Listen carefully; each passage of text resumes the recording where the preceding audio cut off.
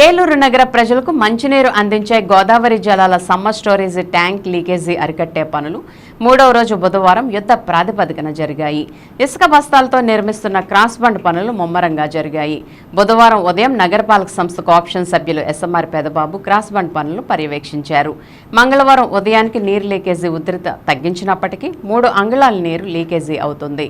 బుధవారం ఉదయానికి చాలా వరకు ఆగింది. అయితే పబ్లిక్ హెల్త్ ఈఎన్సీ మరియన్న చెప్పిన విధంగా క్రాస్ బండ్ పనులు పూర్తి చేసి నున్నట గ్రావెల్ ఫిల్ చేసినట్లయితే పూర్తిగా ప్రాబ్లం సాల్వ్ అయినట్లని పబ్లిక్ హెల్త్ డీఈలు కోఆప్షన్ సభ్యులు ఎస్ఎంఆర్ పెదబాబుకు వివరించారు.